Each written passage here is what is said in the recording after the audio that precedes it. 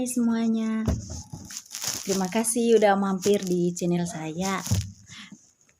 Pertama-tama perkenalkan dulu, nama saya Maria Yopiana Nusa. Saya mahasiswa dari Universitas Tamanjagakarsa, Fakultas Teknik Informatika. Baik, pada kesempatan ini saya akan menjelaskan tentang Drone Emergency Trend and the Application in Geospatial Information, atau biasa disingkat dengan GIS. The Application Geospatial Information. Mengenai drone teknologi aplikasi dalam berbagai bidang, maka pada kesempatan ini secara khusus saya akan menguraikan sharing mengenai aplikasi drone itu sendiri pada bidang geospatial sosial. Ya, slide berikutnya. Adapun outline yang akan diulangi oleh saya, pertama mengenai drone itu sendiri dan GIS data. Yang kedua mengenai pemrosesan dari data drone di GIS. Yang ketiga mengenai drone data untuk aplikasi GIS. Dan yang keempat mengenai drone di GIS dan ada beberapa aspek dan fitur development.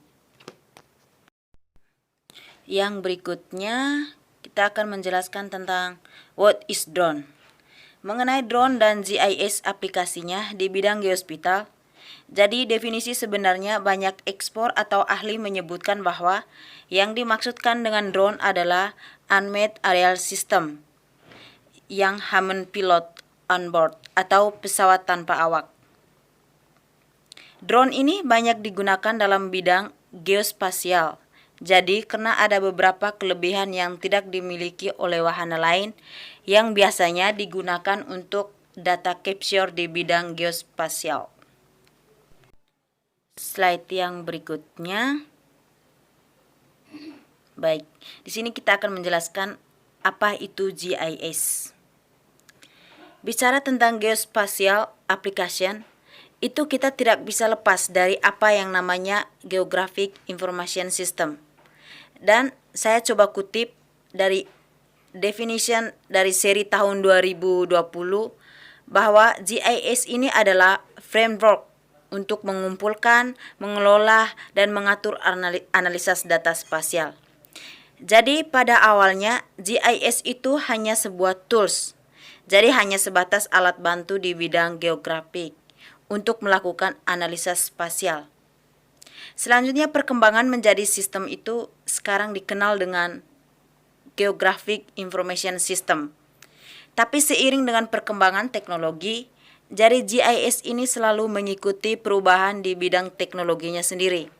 Sekarang Esri terbaru itu mendefinisikan sebagai framework. Jadi sebagai sebuah kerangka itu untuk mengumpul dan bukan hanya sebagai sebuah sistem, tapi framework jadi sesuatu yang lebih luas daripada sebuah sistem. Untuk mengumpulkan, mengelola, dan menganalisis data spasial, kemudian mengintegrasikannya dan menganalisis. Tentunya tidak hanya sekedar sampai kepada analisis, tapi juga untuk visualisasi, baik untuk pemetaan di 2 dimensi maupun 3 dimensi. Yang berikutnya, ya ini dia. Source of GIS data. Yang perlu diketahui adalah data GIS itu sebenarnya didapatkan dari berbagai sumber yang di-capture dengan menggunakan drone itu sebenarnya hanya salah satu sumber data dari GIS. Jadi kalau kita bisa lihat bahwa ada data yang bersumber dari foto geometrik dan remote sensing, kemudian ada digital sumber-sumber data yang lain, termasuk pemetaan dengan skala field dan ground survey. Ini merupakan sumber-sumber data yang dipakai untuk analisis geospatial information. Drone ini sendiri sebenarnya termasuk ke sistem atau sumber data yang berbasis foto geometrik, menggantikan fungsi dari pesawat ultra ringan yang dulu digunakan karena memang ada beberapa keterbatasan. Jadi kalau kita menggunakan pesawat ultra ringan itu kendalanya cukup banyak. Jadi kendalanya di lapangan antara lain termaksud perizinannya sendiri untuk mendapatkannya. Selain bahwa teknologinya juga mahal dan kameranya sangat mahal, kemudian perizinan untuk mendapatkan kesempatan terbang di sebuah daerah itu juga sangat sulit untuk melakukan pemetaan dengan foto udara. Dan yang berikutnya kita lihat tentang masih drone dan GIS data ya. Yang kita bicara data dengan menggunakan yang berasal dari the real world, bahwa ada wahana yang menggunakan pesawat udara, yang menggunakan wahana drone, dan kemudian ada yang menggunakan satelit atau dikenal sebagai data dari citra satelit. Ketiga data ini adalah merupakan tipe wahana yang biasa digunakan untuk mengambil data penginderaan jarak jauh untuk mendapatkan gambaran mengenai permukaan bumi sendiri. Output dari wahana-wahana tersebut tergantung dari tipe-tipe sensor yang digunakan. Jadi apakah sensornya berupa kamera RGB atau yang dihasilkan adalah data fotogeometri. Ada jenis sensor yang menggunakan LiDAR. Jadi masing-masing mempunyai kelebihan sendiri. LiDAR ini adalah salah satu teknologi terbaru dari radar. LiDAR ini memiliki keunggulan dapat menembus awan. Kemudian pemotretan itu tidak tergantung oleh situasi cuaca atau waktu. Jadi pemotretan oleh LiDAR ini bisa digunakan kapan saja. Tipe radar ini secara umum bisa dilaksanakan kapan saja dan situasi cuaca apa saja. Jadi dalam waktu cuaca hujan, mendung, itu LiDAR bisa dilakukan pemrosesan. Dengan menggunakan sensor LiDAR, kita dapat mendapatkan data di lokasi yang tidak terbatas, tidak dipengaruhi oleh suhu dan kemudian waktu pemotretan juga.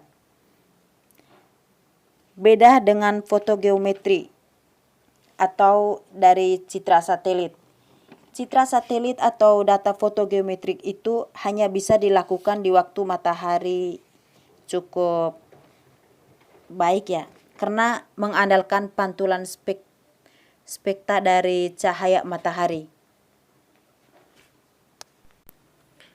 Kemudian yang berikutnya, selanjutnya bisa kita lihat baik data foto udara di citra satelit maupun data dari drone. Di dalam GIS itu ada dua data input terbesar spasial, yaitu data berbasis raster dan berbasis vektor. Data-data dengan menggunakan drone, satelit maupun LiDAR tadi bisa dikategorikan sebagai model data yang berbasis raster. Dan kemudian bisa kita lihat sebagai contoh foto dari ukuran dari data tersebut dibagi atas sel-sel tertentu, di mana sel-sel ini ukurannya sangat tergantung kepada resolusi spasial dari citranya. Nah, kemudian datanya sendiri terwujud center point of cell.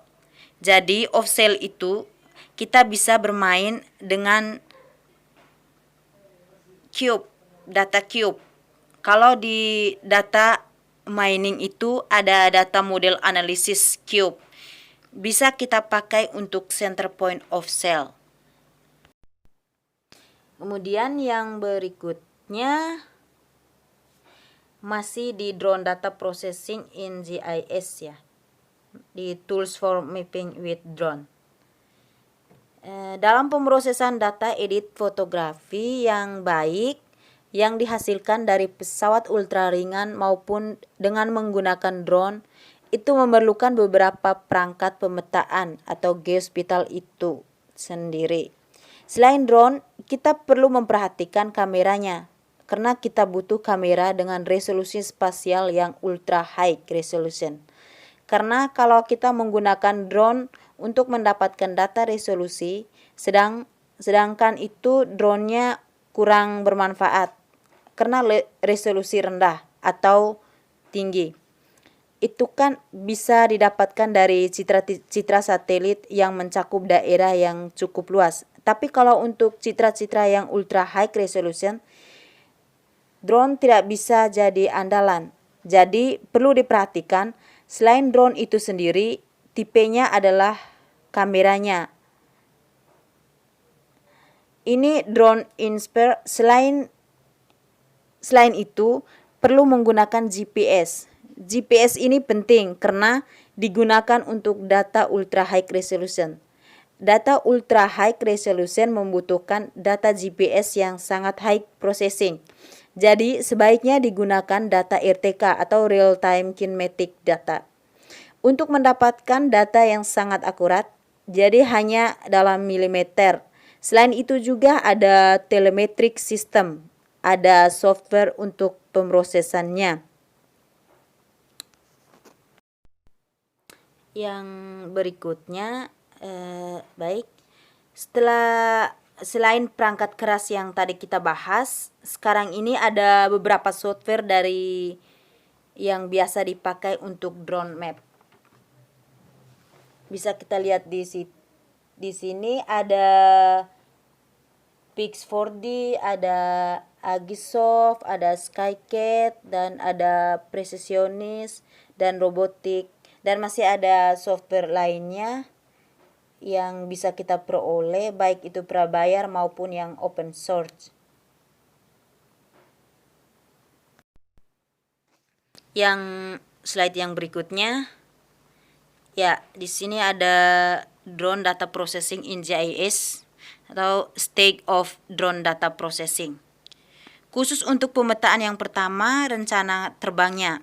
Dengan rencana terbang ini, kita tahu waktu pemotretannya, lama pemotretannya, cakup pemotretannya, seperti apa, dan kemudian tidak kalah penting juga adalah penentuan ground control point-nya atau JCP.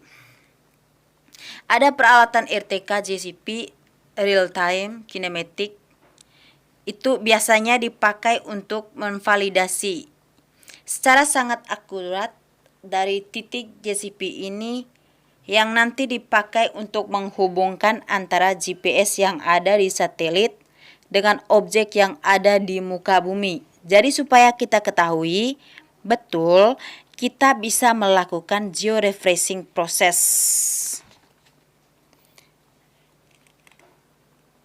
Dalam menentukan bagus atau tidaknya kualitas sebuah data GIS, tapi yang penting adalah masalah akuntansi dari posisinya, sehingga posisi-posisi yang sudah kita kenali di lapangan itu bisa kita lihat dari data drone-nya. Kemudian kita revisifikasi sehingga mempresentasikan ke semua objek yang ada di muka bumi yang sesuai dengan lokasi sebenarnya. Itu saja. Yang berikutnya, yang berikutnya tentang stage of drone data processing atau drone to map. Yang ini sebenarnya ada juga teknologi yang tidak bisa melepas. Tadi kalau tahapan-tahapan cukup panjang, mulai dari yang kita tentukan rencana terbang, kemudian melakukan micropoint, dan sampai pada tahap reporting.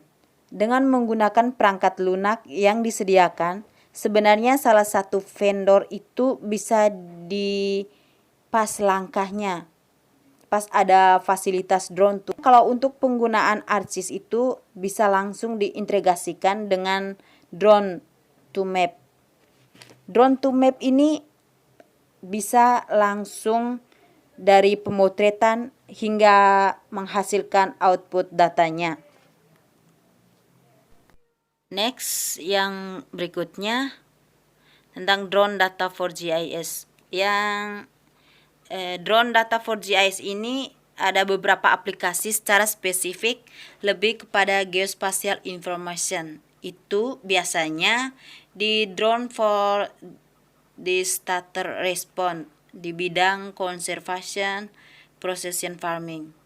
Precision farming itu banyak informasi di bidang observasi, di bidang precision farming yang sudah disampaikan. Precision farming itu banyak informasi yang bisa di capture tergantung dari dari kepada ketersediaan sensor di drone. Jadi kalau sensor dengan drone multisensor, kita bisa mengolah datanya atau bisa menghasilkan informasi yang banyak secara bersamaan. Jadi sekalian terbang itu informasi sangat banyak didapatkan untuk menilai kualitas lahan dan kemudian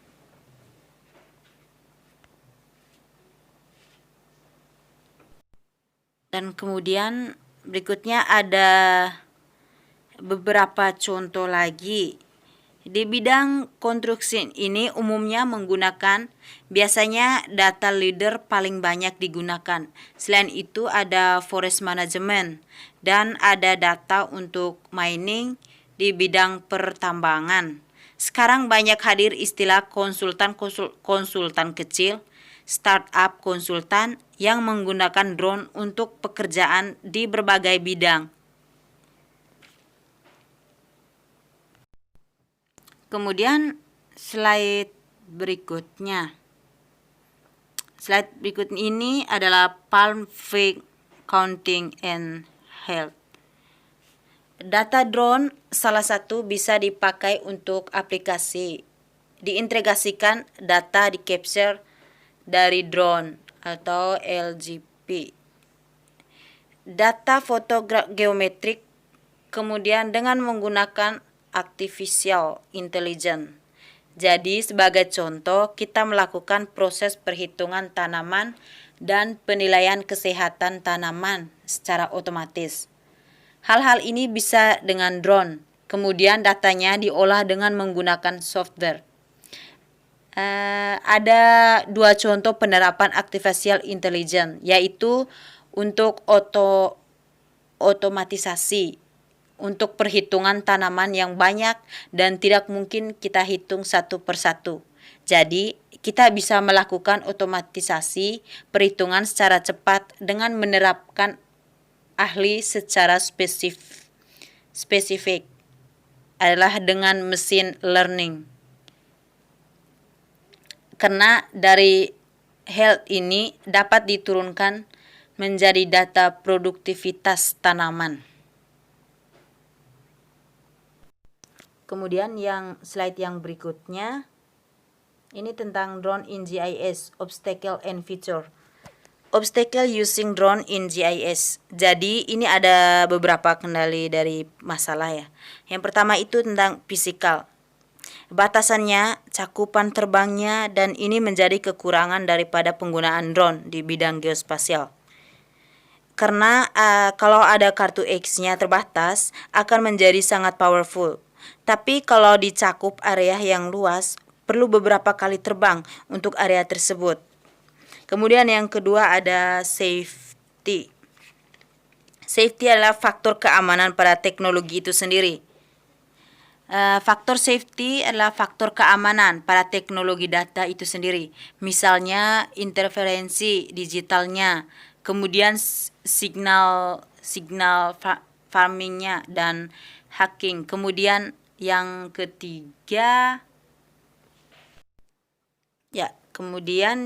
ketiga ini ada processing and nuisance ya.